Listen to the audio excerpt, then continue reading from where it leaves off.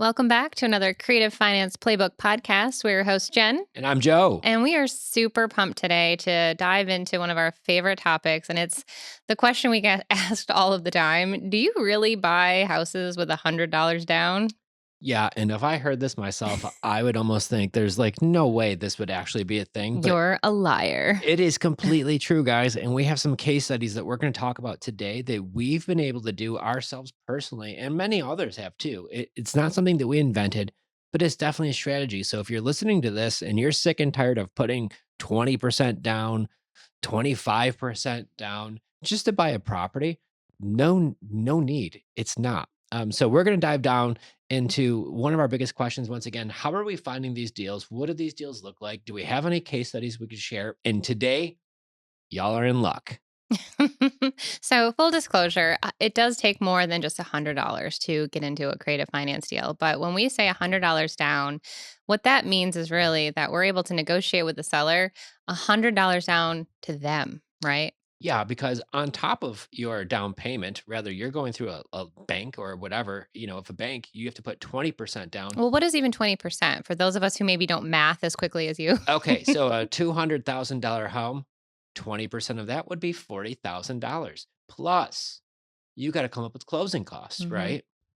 So if you think about that, many deals that you'll have to walk into, that's on a $200,000 home. We're talking about other parts of the country where you can't find a lot for $200,000. And, So weren't you just on a phone call the other day with an investor who you said they just put down $80,000? it broke my heart. Yeah, Yeah. he put down $80,000 and he was like, "And here," and I was like, "Oh, that's a lot of money to come up in a deal. How is the rest of the deal working out?" I was like, "What's the payment?" He said, "It's $2,500 a month." I said, "Oh, well, that's not terrible. What's it rent for?" He said, "Only $2,100 a month." Mm. I said, "Wait a minute. My math isn't adding up here. You just came up with $80,000 on a property to lose potentially three, four, $500 a month." But that's what the market is giving people right now, Yeah, right? Between the high interest rates and going through a bank, yeah, you're really running into some obstacles. And so while it may cost some money for closing costs and you're going to want an insurance policy, we just bought a beautiful turnkey property for a little over three, was it? which one? Florida. Ah, So we came out of pocket around that $20,000 mark, yeah. but the property itself was, So that was a 300,000 over $300,000 yeah. home. We put down $12,000 hmm on that deal. So do your math, guys. It's not much, right? And then Right. I'm just not saying, only like, that is like a high end for us. yeah, on that one, we started off in Rochester, New York, where the houses there when we were first buying were under 100,000, and we just got an appraisal back on one that we bought on terms. So perfect way to break into it. We had a lady reach out to us. This was back in 2018, Mhm. and she's like, "I'm a accidental landlord."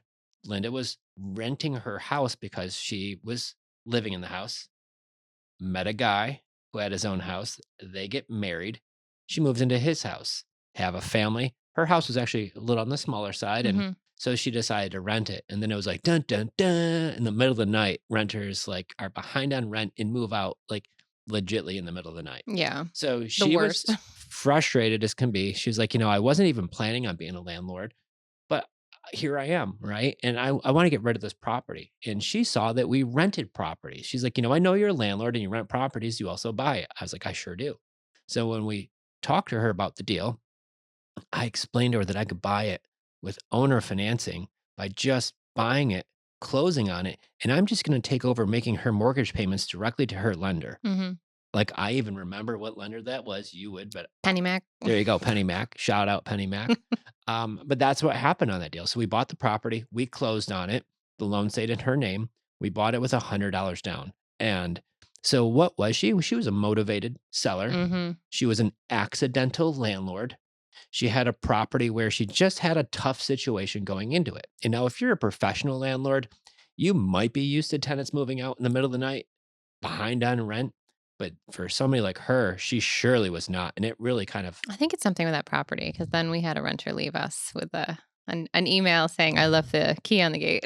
I love that property. But yeah, Wow. you're right. We are, I don't want to say professional landlords, but by all means, it's our day to day. It's our operation, it's our business model.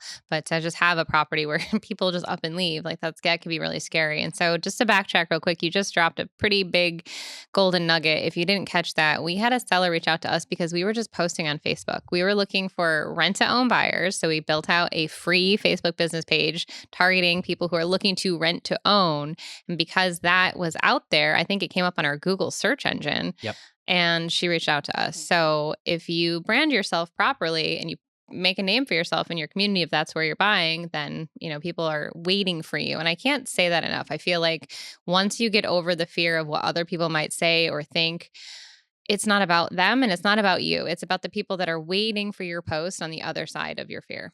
Yeah, and she's like, "I don't wanna have to go through listing with an agent. I don't want to have to go through all the just waiting and things like that. I need to have this Mhm. payment gone off my back right away." Yeah, and so she had some equity and she did not need that right up front. She was just wanting the debt relief of having to take care of that payment every single month. So, So, it wasn't a bad property, wasn't distressed property, good shape, good location, great location, mhm. good shape property. So how did you negotiate that $100 down to her? Well, she needed debt relief. Mhm. This is what she needed. She didn't say I needed some huge chunk of money. She didn't say that the property I'm selling for half on the dollar, 50 cents on the dollar because it's distressed and it needs all this work. This wasn't that, right? Nice house, great location.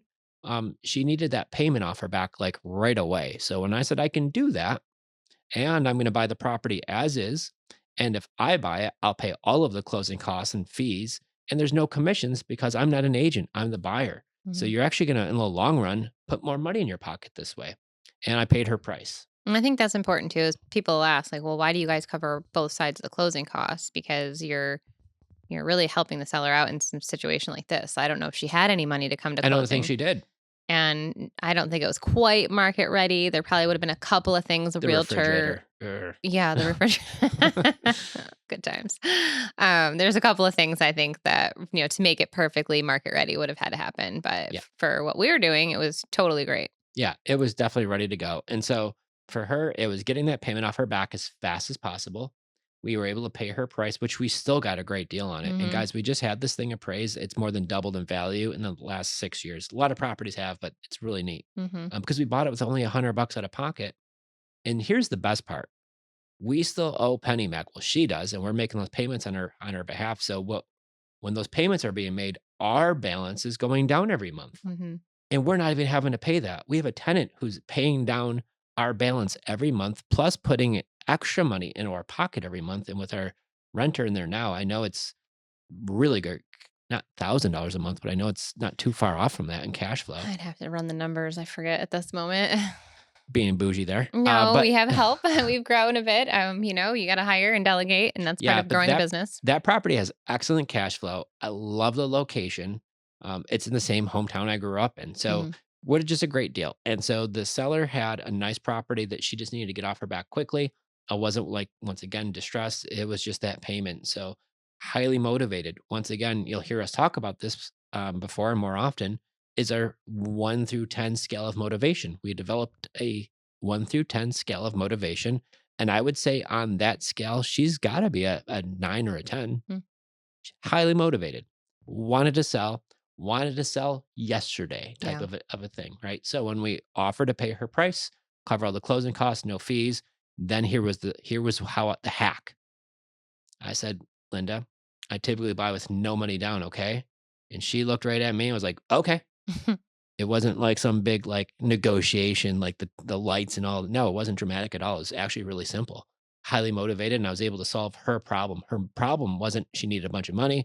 Her problem was she needed to get this payment off her back. Yeah, and there weren't Key. too many objections because she had already scoped us out. Like Yep. we left the breadcrumb trail, like we always talk about, and she could go onto our Facebook page, find out who we were, saw that we had rentals, saw that we Mhm. had some credibility to ourselves, and this was literally what 2018. So we'd only been in business on that side of things, the rent to own, for a little over a year, I would say. So it wasn't like when people say, "Oh, well, you guys have been doing it forever. That's why sellers trust you." It's no, there's more to that then, like you're able to do it when you first start out without having any sort of evergreen content. I mean, we all start someplace, Yeah, but but you were very and ahead of your time, especially ahead of my time on that, was you because you're like, let's just go online, go live, be genuine, just talk about who we are and what we're doing. And I remember this was like 2000 and I think 17, Mhm.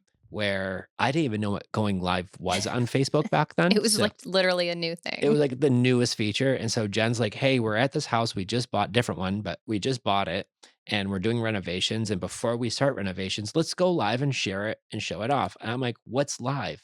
And she's like, well, I clicked this button and everybody on Facebook is going to see us live. And I remember right before she clicked it, I was like, "No, no, no, don't do that." And she's like, "Ha, ha, ha, too late," and clicks the button. I was like, "Oh," so if you look at our first one, I was Go back to terrified. 585 Rent to Own, click on live videos, scroll to the bottom, and you will find that video. So But, the point being is we did it scared, not knowing every little detail, but we had the proper education and really just building out that, again, that know, like, and trust factor, mhm, which I feel like really helps in the negotiation phase or in that next sense of like objections that you might run across. Now, there are some people who you're maybe never going to change their mind. Like they want full price, all cash is what it is. But then there's people who are just maybe just a little, maybe skeptical or just not really understanding what terms are. And, how do you handle those people? well, I think what you just kind of started going down the road of, like, they feel like they have to, like, know you, trust you, and then know that you are serious about this business. Hmm. So I think part of it was we were sharing online who we were organically. I wasn't spending money. We weren't spending money on, like, sponsored ads or doing anything too fancy. I don't think we even had a website. It was just like, here's this Facebook page, sharing Joe and Jen, like looking at these houses or offering rent to own. So we were very genuine. You could see us right away, and you didn't have to be a private detective to find out what it was that we did. We were very open about it. So I think that's the first part is they have to feel like they almost can obviously trust you. You're going to be doing business with them. If they feel like they can know you, like you, and trust you before you've ever even had that conversation, like first step, mission accomplished, big check mark Hmm. right there. So we don't give Facebook or social media enough credit, but guys, you don't need to know like how to do Java or anything to, build out a website. Like it's just Java. create a Facebook page and it's free, right? And then just share videos and all the different content. So I think that's one of the things that we were really just great at, and not great, but just some of it wasn't great, but it was consistent. It was consistent. It was real. Yeah. Yeah. So I think that's what they want to see. So if you're trying to make it too great, you're messing up. Some of the videos, they'd be like, your head's in the way. I can't see the house. I remember all that. So Yeah. we would build that out on social media. But then you also have to know what you're talking about. When you're going to actually get on a phone with a seller, within the first 5, 10, 15 seconds, they're going to know, they're going to have a sense. Does this person, are they well versed? Are they well trained in what they're talking about? Are they a professional? Right? Well, who am I dealing with? And they're going to know, guys. So that whole fake it till you make it thing, I don't love it. You got to have some great questions. You have to know what way to have the conversation. I think that's super important. So in the beginning, I would go like super explanation mode. I would start talking about, I'd do the dumbest things like, oh, I'm going to buy your house with a subject to wraparound mortgage. Guys, if you're talking that kind of language to a seller, half of you listening don't even know what that means. So a seller who doesn't do this every day Hmm. certainly doesn't know what that means. So you're throwing around industry jargon that they're not going to understand. So I like to just break it down very clean, very simple that anybody could understand. I'm So not talk to using, me like I'm a seller. What would you say if you're wanting to buy my house right now? hey, Jen, let me ask you a question. I know you want $180,000 for your house, and I love it. And I think we could do business. So if I were to buy your house for 180,000, the way I can make your number work for me is if I could buy it with owner financing. What does that mean? So, yeah, it's a really just popular way of buying real estate. That means I can buy the house, have it closed with an attorney, traditional sale as far as like it's recorded with the county, the house is out of your name, my insurance policy goes on there. Instead of going to Bank of America and taking out a loan and paying Bank of America every month, I could just pay Bank of Gen every month. So by doing that, that gives me the ability to pay top price, Mhm. cover all the closing costs, and there's no fees or commissions because I'm not an agent. So I could pay better price if I'm able to get some really good financing terms. But I have a mortgage on the property. The great news, I didn't even know this was a thing. I can buy this property and just pay your mortgage directly. And usually it's because you have probably a much better rate than we can get right now. Oh, it's a 3.2. Yeah, see, I know rates are probably double that, and Mhm. if I were to pay that price for your house, and put today's interest rates in there with the taxes and the insurance, most likely that payment's much, much, much higher than what I could rent that property for. But if I'm able to buy it and pay your price and take advantage of that really low payment and you having a 3.25 rate that I can just pay directly, then we can both win. So what bank is that through?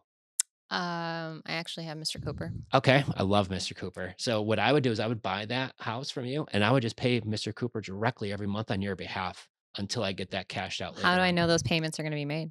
You'll still get access to the portal and all of the statements. You'll be seeing it regularly paid. And good news, I set it on auto payments.